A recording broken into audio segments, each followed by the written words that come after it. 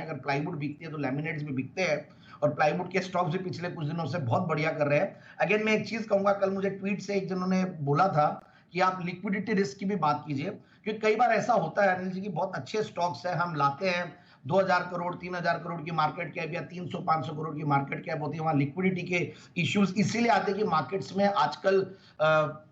Options में volume ज्यादा है, डिलीवरी मार्केट्स में कम है और पार्टिसिपेंट्स कम रहते हैं, इसीलिए भी अच्छे स्टॉक्स में भी लोग नहीं रहते हैं। तो लिक्विडिटी से क्वालिटी का कोई वैसे कनेक्शन नहीं है बहुत, बल्कि मैं तो कई बार ऐसा देखता हूं कि बहुत अच्छी क्वालिटी के स्टॉक्स बहुत कम लिक्विड होते हैं। जैसे कि हमने देखा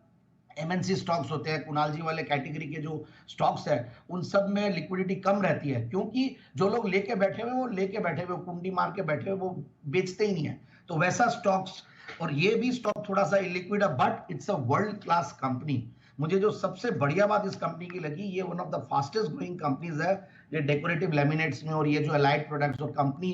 प्लाईवुड में, लैमिनेट्स में, एमडीएफ में, इन सब में ओवरऑल अपना परचम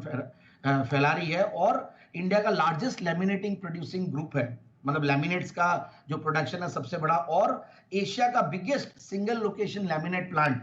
इनके पास है। फिर इन्होंने PU plus lacquer coating process की पायनियरिंग इन्होंने की है। तो इस तरीके का, और करीब 65 करीब कंट्रीज में ये लोग अपना प्रोडक्ट्स को एक्सपोर्ट करते हैं, इस तरह की कंपनी है, और ग्लोबल पायनियर है हॉट कोटिंग प्रोसेस में, again that is again a big thing. फिर पायनियर इंडिया में अगेन सॉलिड एक्रिलिक सरफेसेस बनाने में, और इन तरीके की, और प्लस बहुत बड़ी टीम है, इनफैक्ट काफी मतलब 1200 प्लस की टीम है। और दूसरी बात है कि 2300 1200 1300 करीब इनके पास डिजाइन्स है, 120 प्लस टेक्सचर्स और फिनिशेस है। तो इस तरीके का इनका बिजनेस इंफ्रास्ट्रक्चर है, और मैं रेटिंग्स देख रहा था कंपनी का, और बढ़िया रेटिंग्स है, और 1991 से कंपनी कार्यरत है, और 1995 से कंपनी लिस्टेड है। तो ये देखिए आप, इतनी पुरानी लिस्टेड कंपनी है, मगर कई बार ऐसे नाम नहीं सामने आते क्योंकि लिक्विडिटी इश्यूज आते हैं। बट अगेन आई फील अब फंडामेंटल्स पे आना चाहिए। 24-25% का रिटर्न ऑन कैपिटल एम्प्लॉयड, 21% का रिटर्न ऑन इक्विटी, पिछले 5 साल में प्रॉफिट की कैगर 25-26% रही है, सेल्स की कैगर भी 17-18%। क्वार्टरली रिजल्ट दिसंबर वाले एक्स्ट्राऑर्डिनरी अच्छे थे, इनफैक्ट पिछले 3 क्वार्टर से कंटिन्यूअसली कंपनी 20s में कमा रही है, मतलब पहले ये टीन्स में कमाती थी, 15 करोड़ 16 करोड़ क्वार्टरली बोल रहा हूं मैं,